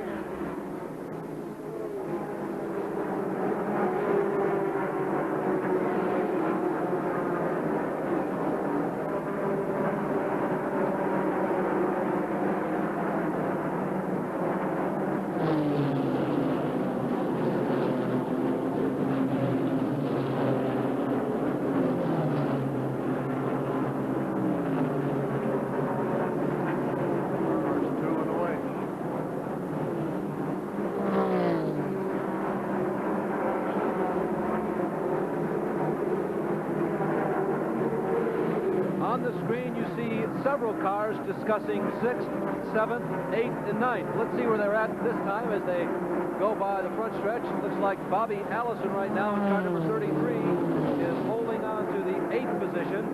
Jack Ingram in car number 11. Is he in that group? Yeah, he's in that group too. That's 7th position. 6th position, make it. Harry Gant is also a part of this quartet, and that man in the yellow and black trim number 12, Ed Barrier, he has been having a great race. He just got around the old veteran, that's O-L-E, not O-L-D, Bobby Allison with 103 laps completed. Ed Barrier, who has qualified well up into the top 15. As a matter of fact, he was 11th qualifier, has been in the top 10 all afternoon, and Mr. Barrier is turning in one of his better races in the Busch Grand National Series. And Dick Berggren has a comment about Bodine. Which one, Dick? That's a good question, Larry. The answer is Jeff Bodine. And his crew right now is looking over the tire charts again. And they say, yeah, the car's not running as well as it might have. Maybe they've got the wrong set of tires. So they're studying all these charts one more time. So there is Barrier, Gant, and Bobby Allison. And again, 7th, 8th, and 9th. Harry Gant got a tough break. He was in front of these two cars just a moment ago. He ran across a slower car going in turn 3, just like Darrell Waltrip. He chose the wrong lane. Both those cars went blowing by him. Well, Ed Barrier is an interesting story. He's a graduate of the Darlington Raceway. There's Bodine. Is he getting by? Yeah, he's getting by Waltrip. And Fred Bodine trying to get by Darrell on the inside. That's a race for 3rd spot. As they come off turn 2, Bodine won't give the spot up. He has position on Darrell. 2nd, 3rd, and 4th right now. 3rd position is being changed. Maybe no. Waltrip holds on. He says, sorry, Brett, not this lap. That's twice he's done that. I tell you what, he's not going to get away with that many more times. But in the meantime, that black and silver number 8 is beginning to creep away a little bit. Well, he sure is. Dale Earnhardt with 107 laps complete now. Here is, once again, Jeff Bodine in the yellow and white car. That's Darrell Waltrip just ran across a slower car, had to back off a little bit, exited turn 4. Jeff Bodine didn't back off, shot to the inside, has the position, has a spot going in turn 1. Well, back to the tire situation, we've commented about that a number of times. Both Waltrip and Harry Gant, who we thought was going to be a factor, has not been since the last yellow, took on 4 tires. Jeff Bodine took on 2 tires, 2 right side tires. Darrell Waltrip took on 2 left side tires, but remember, at the first pit stop, he took on 2 right side. So Waltrip has changed all 4 tires over a series of 2 pit stops in this race, but I'm not so sure that tires are playing a role in this. There's been so much changing of position that everybody, in effect, has changed tires and it's been completely neutralized. Well, the thing is that some of the fellows have changed tires, but the setup has changed on their car. Harry Gant changed tires. And now, as you mentioned earlier on, he was one of probably the fastest car on the racetrack. Right now, he's clearly not the fastest car on the racetrack. Dale Earnhardt is. And Earnhardt was able to get that speed through changing tires. There are 2 V8s that are running in the top 10. One of them is that yellow and white car on your screen, Jeff Bodine, and the other is Ed Barrier. Earlier we asked Jeff, what about this V8? Jeff, everybody says you've got to have a V6 to win on this circuit. You won the Goodies 300 in the Daytona. Here you are on the pole. What's going on? You've got a V8. We got a good car, a good engine. I don't know. We're trying to get a V6 together. We're building a new car. We're trying to put the V6 in it. Maybe we should keep running this car. I really don't know what the answer is. Really, we need to get into the race. They ran good at Daytona. Had trouble leading at Daytona. The V6s are stronger out front. We'll see what it does here on this little shorter track. This is really more handling than horsepower. But if you get a little bit off in your handling, then the horsepower comes into play more. If we keep our car handling good all day, the V8 should run good all day. That's probably going to be the key. But one of the interesting points we might bring to bear on this discussion of why various competitors are running extremely well is that number 8, Earnhardt, on the last pit stop, took on 4 tires. He is leading. The 2nd position occupied by Jeff Bodine. On the last pit stop, he took on 4 tires. In 3rd spot, the 17, Waltrip. He took on only 2 tires. Now all the way back to 5th is Donnie Allison. He took on no tires, and we've got a yellow flag on the speedway for a spin. Yellow flag coming out. Yeah, Robbie Moroso, the high school students, we commented earlier, couldn't come here on Thursday because he had to be in history class. Robbie Moroso, who comes from a racing family, he performed well in the Darlington Dash Cars a year ago. He was 2nd in points. And Benny, I'll tell you, this young man looks okay, just a teenager. He came to Darlington this week, and after only about 20 laps, put the car in the field, and I was watching him. He stayed out for practice late yesterday afternoon. The sun was down. It was getting dark and dusky. He was out there racing. He was practicing. I know a lot of you don't like to race during practice because you're out there to learn, but it was pretty obvious about the car. But it's pretty obvious that Robbie was out there testing his skills, making sure he could handle this place as a driver.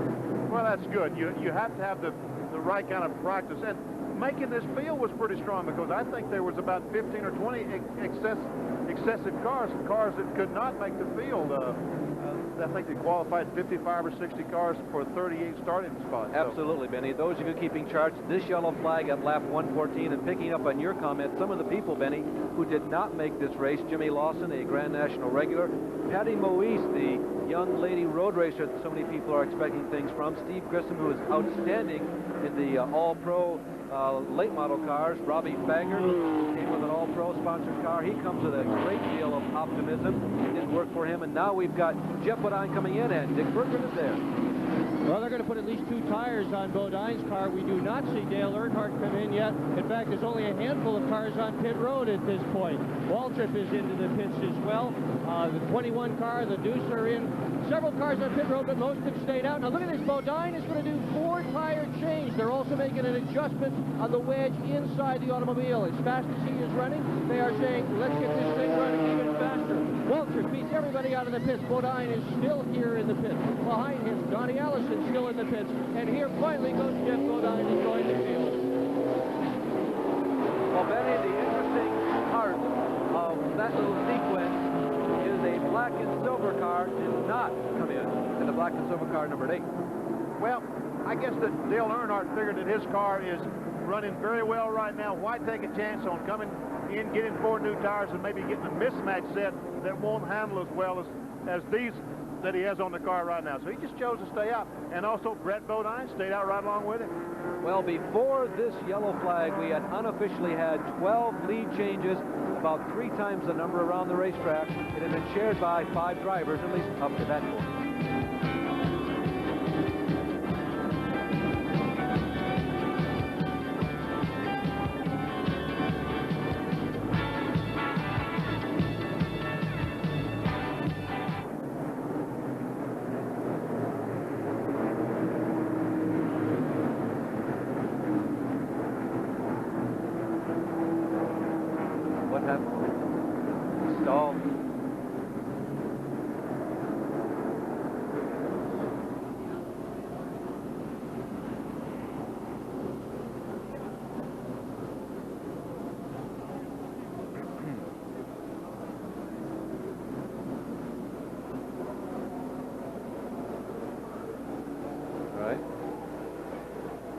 He was smoking pretty badly earlier on.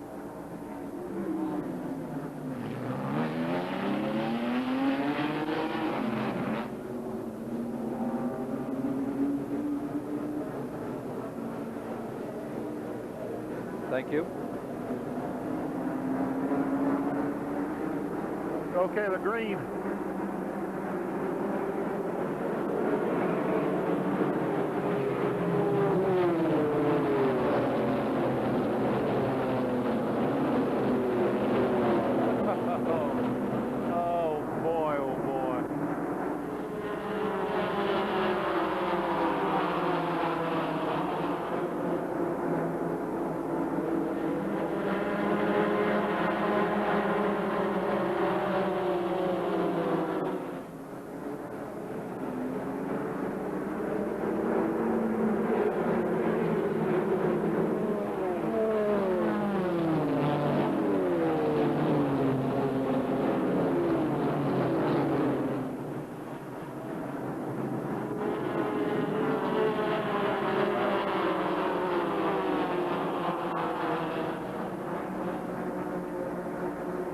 We are back under green at the Darlington International Raceway. Larry Newber with Benny Parsons, and joining us in the pits, a couple of doctors, one of medicine and one of philosophy. The one of medicine is Jerry Punch.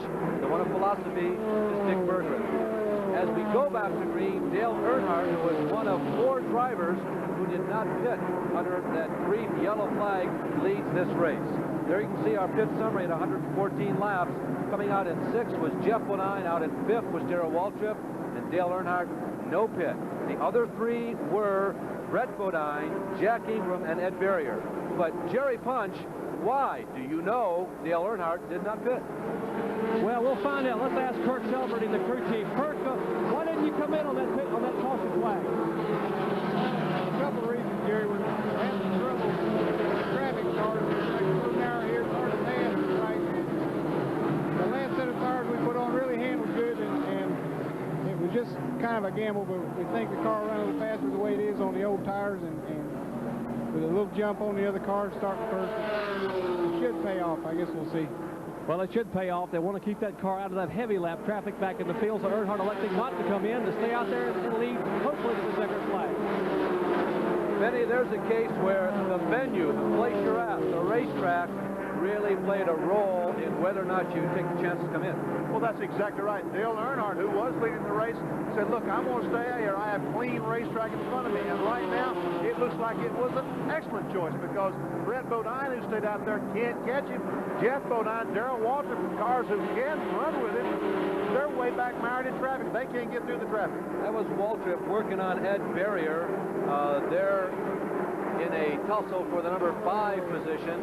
Harry Gann is in 6th right now. That's all unofficial as they are working their way, attempting to work their way up to the front. Jeff Bodine appears to be a little stronger than what he was, but he is about 30 or 35 car lengths behind Earnhardt.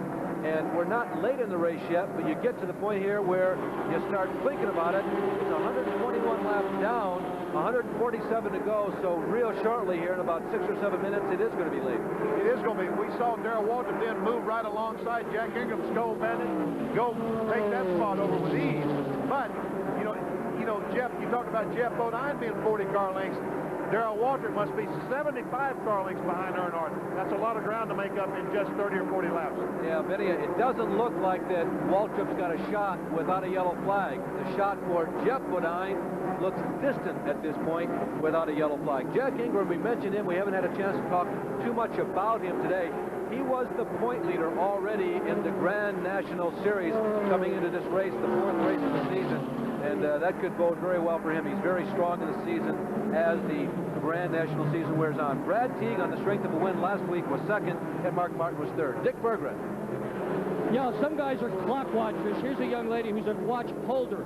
Remember in high school sports where you had somebody hold the watches and wallets? She's holding the watches for the pit crews of Darrell Waltrip. Or she knows what time it is. Oh, I bet she's got everybody's number. Picking up on that theme about Busch Grand National regulars versus Winston Cup drivers, no Busch regular driver won on a track over 1 mile in length in 1986, Benny. Brett Bodine probably had the potential of coming the closest, and you always got the feeling that Jack Ingram was in it, but so far in recent months, nobody's been able to scale that hurdle.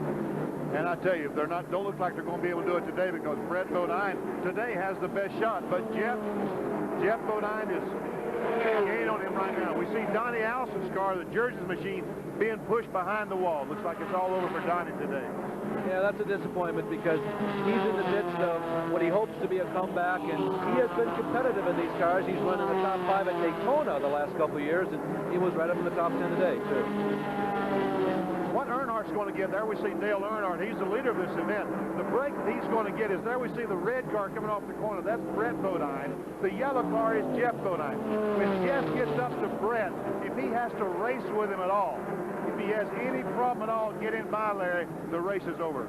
Dale Earnhardt will go away. Well, talking about that battle, there it is. The family feud of the Bodines. Brett, spelled with 2 T's, not NT, on the left of your screen, and Jeff spelled with 2 F's on the right-hand side of your screen. There we see Jeff. He's caught Brett. Now then, you know, you would say, well, these cars are running fast enough that they can hook up and draft and catch Earnhardt. Not so at this racetrack because you have to back off, hit the brakes right there. They're on the brakes. They have to slow down enough that the drafting does not work as well here as it would in Daytona or Talladega. Benny, yesterday I was in the stands when there were single cars out there orbiting around, and that was very evident as to how the technique differs here at Darlington as opposed to one of the other super speedways where it's an emotional, it's a mental thing. You go into the corner, you maybe feather the gas just a bit, or you stay on the gas and you point guide.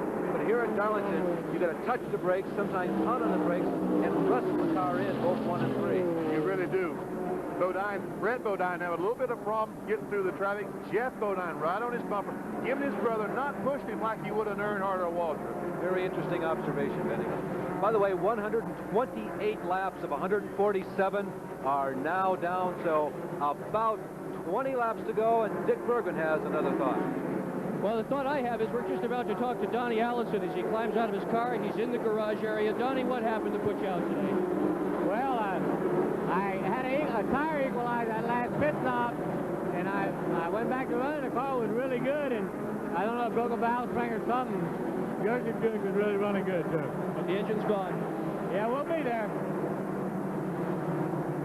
A little more detail on Earnhardt's performance in just a couple of minutes as we go back to this Bodine bop, double bop.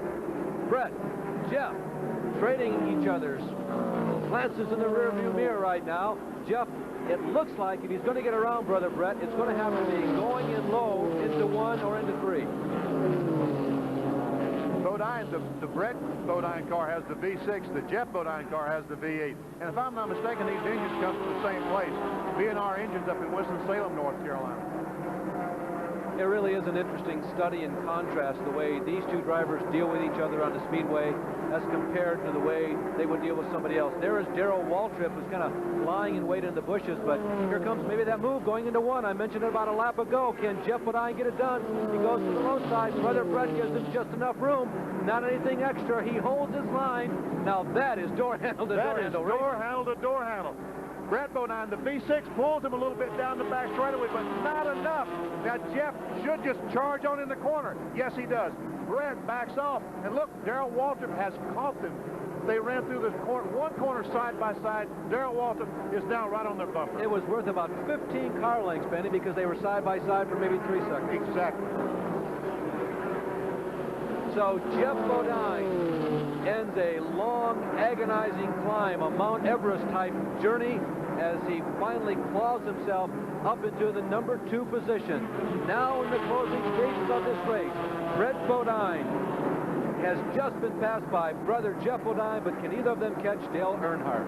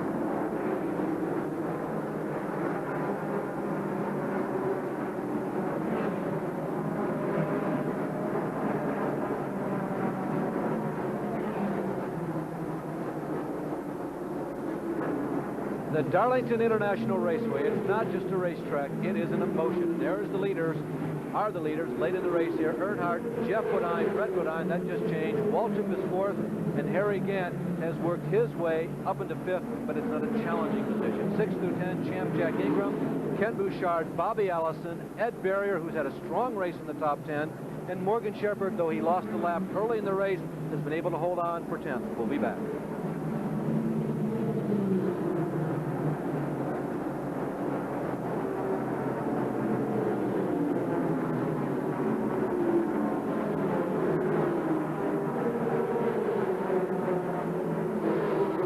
I don't know, they're changing my battery. I bet that fixed it, didn't it? 1, 2, 1, 2. Can you hear me now? Okay, they just changed my battery. I think that was the problem. Hey, Neil. Hey, Neil.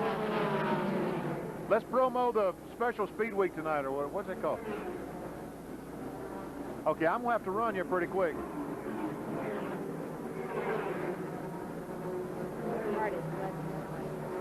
That's good.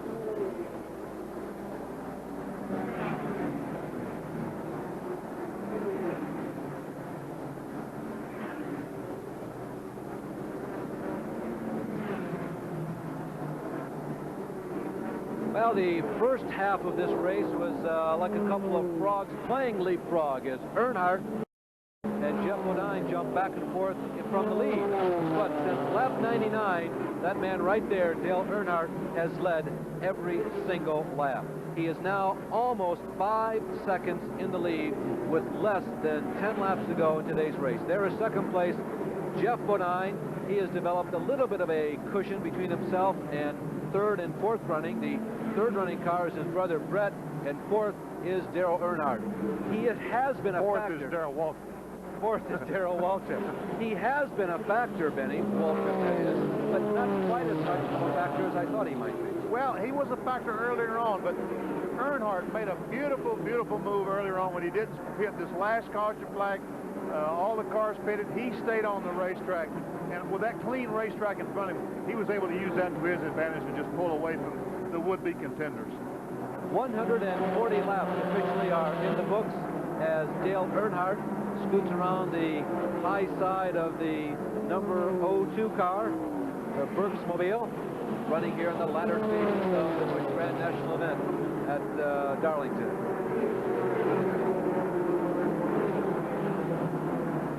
11, Jack Ingram, who is 5 times a national champion in this type of racing, currently running in 6th position, is right now holding off the number 10 car of Kenny Bouchard. And Bouchard, after starting way down in, let's see, well, not way down, but he started in 19th position. The man that most of us recognize as a modified racer has turned in a pretty strong day. That is a pretty strong day, and he's giving Jack all he wants right now. One of those guys looks like he's going to finish fifth position, and the way things are shaping up front, it's almost like first in class. That's right. Well, they're going to be 6. Harry Gant right now is the 5th place car, and he's quite a ways in front of this duo, but don't you know Kenny Bouchard wants that spot? Yeah, it really would be a big day for Bouchard because he's a modified driver similar to the likes of Jeff Bodine and Brett Bodine, for that matter, who is trying to make a name for himself in the heavier race cars with the fenders on it. And if he could pass Jack Ingram at any racetrack, be it Orange County Speedway at Rougemont or Darlington, would be a strong mark in the book in his favor. It sure would. Just unable to get by. Looks like he's got a car just as good as Ingram's, but you have to have a little bit more to get by.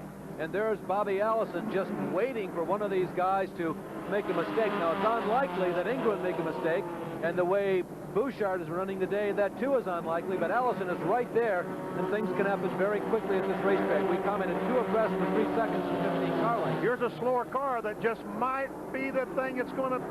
No, they're all able to get by with on the high line. I thought maybe the slow car was going to get in front of one of the cars, and the inside line or the outside line may be the way to go, but they all chose the outside line. Ingram, Bouchard, that's Kenny Bouchard, not Ron, and Allison, Bobby Allison, running in the top 10, running for position here in this near $100,000 event at the old Darlington International Raceway, the old raceway with a brand new facelift for 1987. That's the spot. That's the race for third spot. The Brett Bodine automobile third spot. Darrell Waltrip right behind him. and there's only about a lap and a half to go. So if Darrell's going to do it, he's running out of time. We anticipate the white flag this time by for the leader, Dale Earnhardt. Harold Kinder leans from his perch and drops the white flag over Brad Teague, but Brad is at least one lap down. Right behind Brad is Mr. Earnhardt. Waltrip looking on the inside. Brad Bodine moves down the hill, won't give him a spot. Jeff Bodine continues to motor in second position. Waltrip and Brett Bodine, they are going to have a discussion, a heated discussion for third place. Slower traffic looks like it's going to play a role. Is there enough room for the two of them to get around turns 3 and 4 before they approach the slower traffic? It's going to be close. There is the winner, Dale Earnhardt, getting the lead. You see Teague going by right in front. Here comes Jeff Bodine getting second. The battle for third coming up. Brett Bodine drops low in that bright orange car, and Brett Bodine holds on to third, and Darrell Waltrip in the white red top machine is fourth. Fifth place coming around. We're anticipating the number 7 of Harry Gann. Jack Ingram was able to beat Ken Bouchard to the line. Harry Gann did get fifth unofficially. Ingram 6th, as you mentioned. Bouchard 7th. Bobby Allison an 8th. Ed Berrier 9th, and the leading car 1 lap down, finishing in 10th position unofficially, number 97, Morgan Shepherd. Well, Benny, it's like watching a Winston Cup race so far in 1987. Earnhardt wins. Bodine is running right up there to the front. Earnhardt's a factor. Waltrip is a factor. Waltrip is a factor. And Brett Bodine, he gave a good account of himself today. With no more experience than he has on this type of racetrack, I thought Brett Bodine today did a super job. Well, maybe Cale Yarborough is right. Cale said that he observed Brent a year ago, and he really thought that Brett Bodine was going to be one of the stars of the future. And I guess next week will be a big step in that direction. We'll find out just how strong that Brett Bodine can be in the Winston Cup division. So Dale Earnhardt moves up his winning total to 11 in this division. He's had a very strong 1985, 86, and it looks like 87 will be more of the same.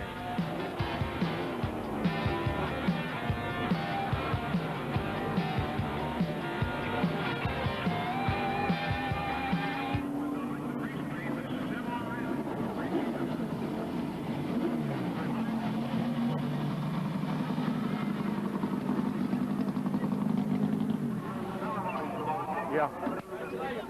Well, I need real badly. I got to practice. So just as quick as just as quick as you can let me out of here, I need to go.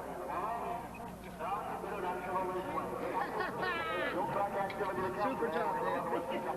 Okay. Thank you.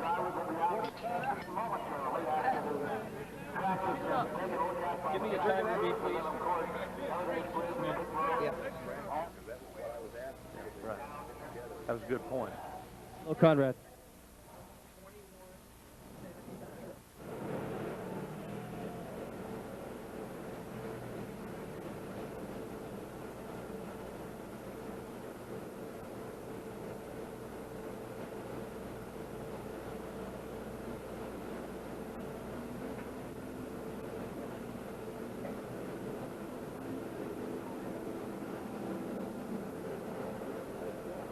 Welcome back to the Darlington International Raceway, where the man on the screen right now visits Victory Lane for one of the many times, and one of the few people who has been in Victory Lane more than him in the last couple of years is the guy on the right in the blue shirt, our Dick Berggren. Dick? Well, Dale Earnhardt, this is usually a very close race, but today you were ever so strong. Well, Jeff was awful strong at first. We changed tires and changed the stagger on the tires, and it really helped us. And that last stop, we just decided not to change it all. We had a pretty good combination, and it proved out for us. We drove on off from them. Whose decision was it on that last stop to not change tires? Well, a little bit of Kurt's and mine, the guys in the pits, Really, we didn't have tires to change. Didn't have any new ones put on. Now, the first pit stop didn't go well. You had problems. It was a long pit stop. The second one went quite well. You went with your own guys rather than with the regular Wrangler team. Why did you do that, Dale? Well, we're trying to break them in right, and, we're going to run a lot of short tracks this year that my Winston Cup crew's not going to be there, so I want the guys to really get in tune, and the only way they're going to do it is do it, everyday work. Now, we've got a big race here at Darlington tomorrow that ESPN will cover. You're going to be in that race. What did you learn today to help you then? Well, if I told you, everybody know. I'm going to keep it a secret. The racetrack held up good, and, it was real comfortable all day. The tires were consistent, and the car ran consistent, so I look for a good race tomorrow. Are you better off than the Winston Cup drivers, I'm sorry, that did not run today? Did you learn enough to really make this thing profitable besides the win, besides the money? I think so. I think the practices that we got today is going to be really helpful tomorrow. There's a happy Dale Earnhardt in victory lane here, and right now down on pit road is my colleague Jerry Punch. Well, Brett Bodine, a tremendous run for you, Brett. You couldn't quite run with Big Brother Jeff. No, right there at the end of the race, the car got awful tight on us. I couldn't turn it in the middle of the corner, and I just gave up the inside lane one time, and that's all it took to let Jeff get by. You know, I went to school on it, and when Darrell come up there to challenge, I just, you know, protected the inside. Did the clutch go out? We had some reports possibly you were having clutch trouble, a little bit of smoke from the car. Yeah, the clutch is completely gone. We had just enough for that last restart. If we'd had another restart, we'd have been in deep trouble. Did you discuss the possibly not pitting that last time when Earnhardt didn't come in and you and Brother Jeff did come in and got you caught back in traffic? No, we didn't come in. That was just something. We thought position on this racetrack was more important than maybe 30-lap fresher tires. And, you know, Jeff took a gamble. It paid off for him. He got some breaks in traffic and come up through there. But a lot of times it won't pay off, and you'll get yourself in trouble by pitting late in the race. You know, drivers are getting tired, and, you know, take a chance of getting in an accident. Let's switch gears just a moment. You're changing uniforms next week, and you'll have your first Winston Cup start at North Wilkesboro, and Cale Yarborough will be the car owner. Now, you tested there. Tell us, I understand that Cale was ecstatic about how well you ran. Yeah, the whole team was really pleased. We took the Hardee's Oldsmobile to Wilkesboro and tested its speeds under the track record, and, you know, some of the fastest that have been turned there so far in testing. So we've got high hopes going to Wilkesboro, and that being on ESPN, we hope we can put on a good show. Well, indeed he will. He's very modest, but he returned in laps the first time ever on the track under the track record, a little over 19.5 seconds on a half-mile racetrack, and that's extremely quick. Brett Bodine, a good finish here today. Benny, unlike the Titanic, the maiden voyage of this new pavement didn't sink a car. No, I thought it was a good, clean race. The fans that have watched this race over the years have been accustomed to seeing crash after crash. We did not see that today, and that's good, because this was a racetrack that was very, very hard on equipment. But can you imagine that Earnhardt not telling me what he learned out there? What a dirty guy. Speaking about learning things, Benny right now has to leave us because in just a few minutes they're going to open this track for Winston Cup practice. And you've got a date with a lady that you feel more kindly towards, your machine, rather than this racetrack.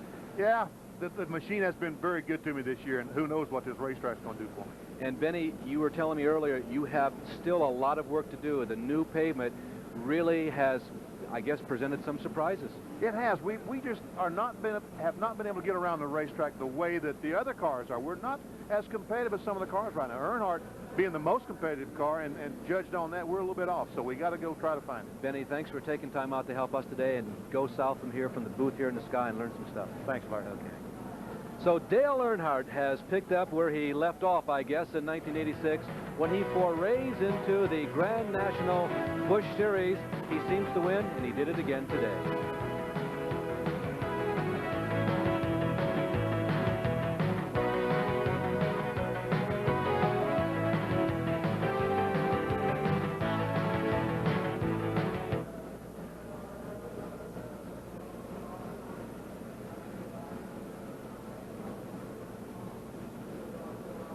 What would you like next?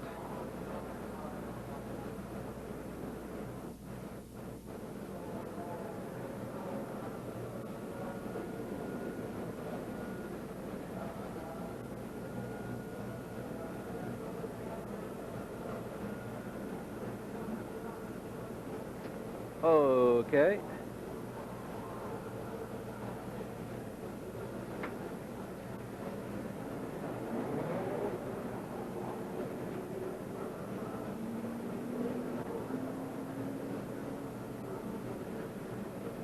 I'm ready for that kind of thing. Breaking up is hard to do.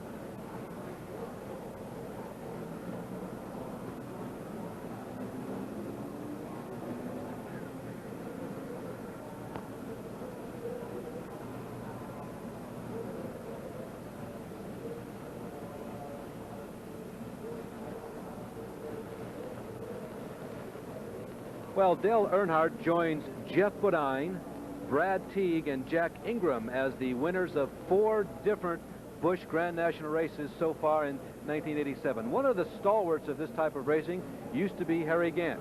He's with our Jerry Punch right now. Well, he's an ailing Harry Gant. First of all, Harry, how do you feel right now? We're more concerned about your condition than the fact that you drove a great race. How are the ribs? Well, I'm awful sore right now. I think it'll maybe get a little better for tomorrow. Now, you had a special brace made that supposedly by Bob Markham we talked about earlier. Has that seemed to help quite a bit? That's helped quite a bit, yeah. You had a pretty good run in the Ed Whitaker car. Looked like you were trying to hang with him most of the afternoon. Yeah, the car worked good. It had an initial problem there about the last 50, 60 laps, and it got real weak. Other than that, the car ran, handled good. Couldn't be no better. How do you see the race tomorrow? You seem like Travis and you have been working so hard. You've had nothing but bad luck, and you're just trying to get a good finish. This is a good racetrack for you. Well, you can't ever tell. If we have a good race that we had today, you know, not any accidents, it'll be a good race. It's got to feel good to finish a race. I know you've been wanting to finish one for quite a while. You had that dadgum monkey on your back, and it's got to make you smile anyway, Harry. Yeah, we hope we finish another tomorrow. Thank you. Okay, Harry, again, a good 5th place finish today. Let's go to my colleague, Dick Berggren. And I'm with Darrell Waltrip, and his biggest fan, his best friend, too, I guess. Darrell, you had a good run today. Oh, we really did. We came in right there and got tires, and it was sort of one of those things we weren't sure if we should have. And the way it turned out, we shouldn't have. They were not as good as what I had on the car. Earnhardt would have been hard to beat, but we had some fun for a while. What did you learn today that can help you in the race we'll see on ESPN tomorrow? I don't really think a lot. The track did exactly what you'd expect it to. It's slick all the way around. All 4 turns are slick. My car got to pushing about like it always does here. The track's kind of a little sand worked out of it, made it a little slippery if you got out of the groove very far. But traffic's bad, the track's bad, the weather's hot, everything's just about normal. You look, though, as if you're really fresh. You don't look like a guy that's gone 200 miles in wheel-to-wheel competition. Are you fresh? Do you feel as good as you look? Well, I love this kind of racing. The cars are just a lot easier to drive. They don't make as much heat. They handle a lot better. And the speeds are about the same in the race as what the Winston Cup cars are, but they're just a little bit lighter and a little bit softer tires and makes them stick better in the turns. You start deep in the field in tomorrow's race. What can we look forward to from Darrell Waltrip? Well, I'm going to have to be patient. I'm going to have to remember that I can't win the race in the first few laps, and I'll have to pick my way along. We're going to have some real good pit stops early, get up near the front, and then see what we can do about winning this thing. We need a win badly. And I should have identified the young lady that's next to you. That's Stevie, his wife. We can give you an unofficial rundown of the top 15. Of course, the top 3 we've documented pretty well for you. Earnhardt, Jeff Bodine, and Brett Bodine. You can see Darrell Waltrip finished 4th, and Harry Gant held on for 5th. 6th through 10th were Jack Ingram, and incidentally, he strengthens his points lead. Ken Bouchard finished 7th. Bobby Allison just couldn't get by these Grand National regulars and finished 8th. And Ed Berrier, with a strong effort here this afternoon. The North Carolina driver is 9th, and Morgan Shepherd, we mentioned he was the lead driver who was 1 lap down. He comes home in 10th. Despite all the problems, Larry Pearson, last year's defending champion, was 11th. Last week's winner, Brad Teague, was 12th. And Rodney Combs, originally out of Ohio, who raced out of the Cincinnati and Dayton, Ohio areas and then ran in the dirt tracks, came home 13th. L.D. Ottinger from Tennessee was 14th, and Kenny Burks was 15th position. He found himself into the heat of the battle many, many times on many different laps this afternoon. But Dale Earnhardt has once again won a Busch Grand National stock car race. We'll be back with a little more from the Darlington International Raceway, and don't forget, we'll be here tomorrow also for the Winston Cup cars.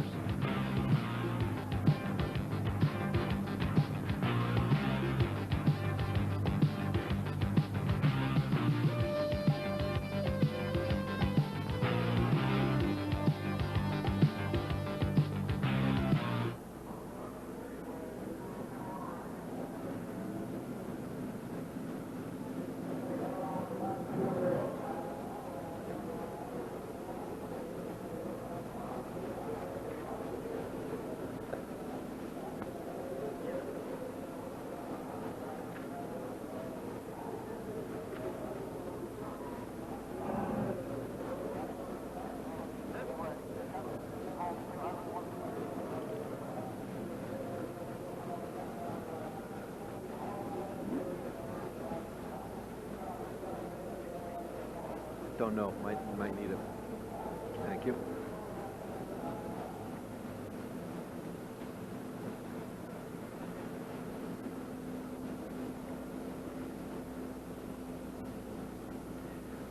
We mentioned that tomorrow afternoon you can watch the Trans-South 500 for the Winston Cup, the big stock cars here at Darlington International Raceway. This is a legendary place. The event tomorrow starts at 1 p.m. Eastern Time. And whenever the Winston Cup stars take to the 1.366-mile oval here at Darlington, it is a special day. The starting lineup for tomorrow, Kenny Schrader, somewhat of a pole, of a surprise being on the pole, but he's had a very strong season up to this point. He gets his first pole of the year here at Darlington. Dale Earnhardt, no surprise there for certain. He's on the outside. Row number 2, that fabulous flying Ford of Bill Elliott is on the inside, and he's flanked by our broadcast partner from this afternoon, Benny Parsons. In row number 3, Davey Allison. Yes, he is definitely for real. That Ford is moving around the speedways pretty good, and Rusty Wallace starts outside of Davey. And with the pole setter for tomorrow's race is Jerry Punch, right?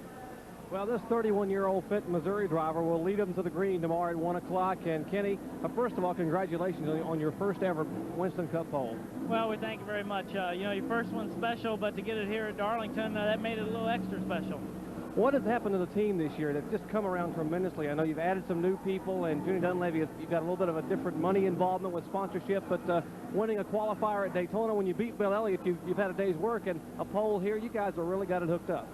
Well, the team is really starting to come together. You know, whenever a team starts to come together like that, there's so many different reasons.